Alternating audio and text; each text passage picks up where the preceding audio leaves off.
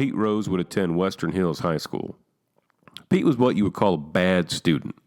He didn't care much for the books or grades, but he wasn't a bad kid, although he fancied himself as a scrappy kid from the other side of the tracks.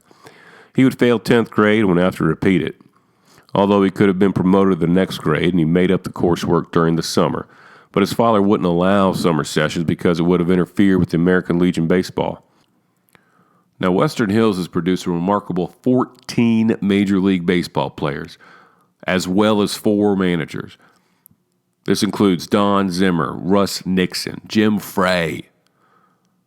In Rose's era, it was such a gold mine of baseball talent that he very nearly got lost in the shuffle. For a time, it seemed that Pete's best sport, like his old man, would have been football, where Harry even made the Cincinnati Bengals roster in the 1920s. But Pete was 5'9" and no more than 140 pounds in high school. I mean, if Rose were more academically inclined, he might have been attracted to a smaller college football team in search of a scat back. His coach would say Pete was very small but quick. He would do things that we'd only see in the cartoons, disappear into the pile and come out the other side. But at his size, he held little allure for baseball scouts.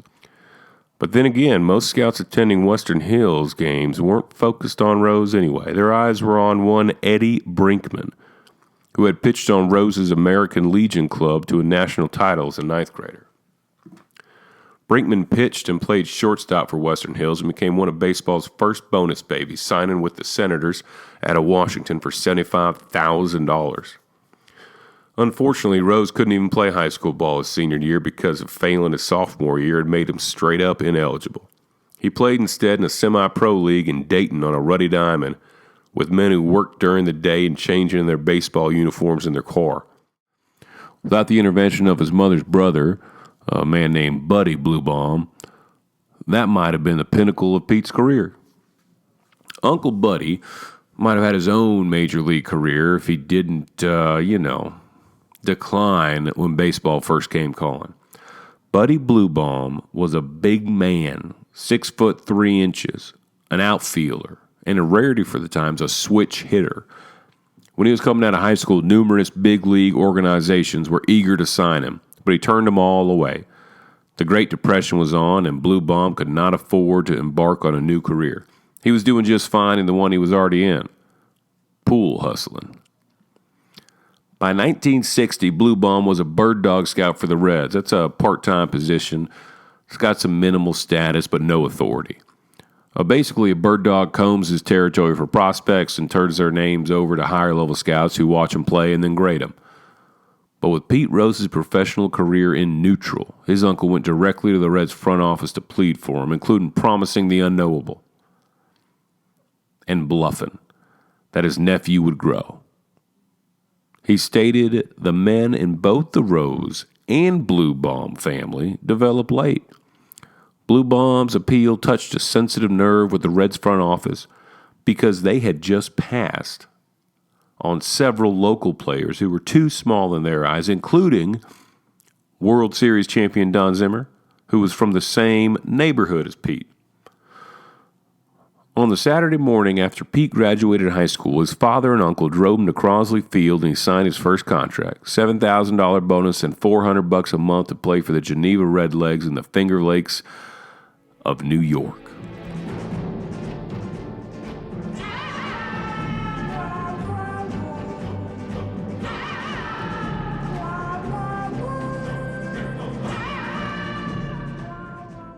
When Bob Housen began building the team in 1967, he wanted his team to have an image based on an identity that separated them from the times. Away from the long-haired hippies and the bra burners who danced to that sitar music in the summer of love. He wanted a baseball team that would not terrify the good and decent family folk of Cincinnati. He decreed that every Reds player would wear his hair short, his uniform would be wedding gown white, and his shoes would be tuxedo black, and pant legs would end just below the knee, and everyone would see the red of their socks. No beards allowed and mandatory ties and jackets in public. He wanted them to be, well, a machine. The thing that separated the Reds, though, was not the rules themselves. Every ball club had rules. It was the way the players took to the rules, except for Pete. He would begrudgingly say, "What the hell would Bob or Sparky have said if I decided to wear my hair long?" What if Johnny decided to wear his pants low? What if Joe Morgan didn't want to wear a mustache? What do you think they would have done? They wouldn't have done a damn thing. Perhaps. But the men in the machine did not break the rules. They did not even bend the rules. No.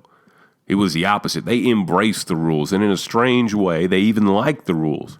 Sure, Pete thought the list of rules were ridiculous, but he would still poke at the bear when he get the chance. Hey, Sparky, you think Jesus Christ could hit a curveball? Sparky looked at him crooked. Pete repeated, no, I'm asking you seriously. You think that Jesus could hit a curveball? And Sparky finally admitted, yeah, he thinks Jesus could hit a curveball. Rose shook his head and shouted, not for the Cincinnati Reds. He could not with that beard.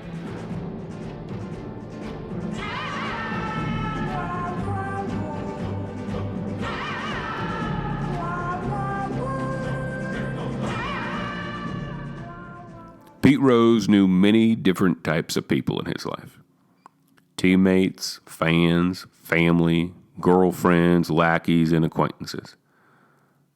But his list of friends was hard to come by. However, Pete's oldest and most cherished friend was gambling. The so-called friends who moved in and out of his life, however briefly, were mainly people who shared his obsession or helped facilitate it. Just as soon as he had money to spend, Pete Rose began wagering it. In his 1963 season with the Reds, he spent nearly every off day at River Downs, a local thoroughbred track. Even before night games, he sometimes caught the first half of the race car before heading to the ballpark. Rose's taste for the track, although perfectly legal and within baseball rules, worried his first manager. Hutchison told him not to go to the track anymore because he didn't think it looked good for Pete to be there all the damn time. Pete did quit going for a while, but after Hutch died, he started going back. Pete's philosophy was that he gambled with his side money he didn't need to pay his bills, or money involved with the investments. Going to the horse and dog tracks was not a problem with baseball, but making bets with a bookie on any sport was against the rules of baseball. The belief was a professional ball player would get in too deep with the bookie and be forced into difficult situations like fixing a game. But in the city of Cincinnati, the temptation to place bets with bookies was too much for Pete to resist. Pete loved to gamble, although he was never good at it. So whenever he would get in too deep with a bookie, he would just stiff the bookmakers. Sometimes pay back half of what he owed and then not pay the rest. Pete thought, well, I paid him enough. I'm just not going to pay him anymore. And most of the bookmakers knew it, but still they would take his bets. And that was the cost of doing business for him. They would write it off, but most of the time they still made good money off Pete. In the beginning, Pete's old bookies came from two sources. It was the old West Side connections and a group of old Jewish men downtown who introduced him to Jewish bookmakers in Newport and Covington. As a non-payer, as a Welsh, Rose always needed more than one outlet for his gambling. So for the most of every time, for the many years, bookies over that let Rose bet with him, let him slide.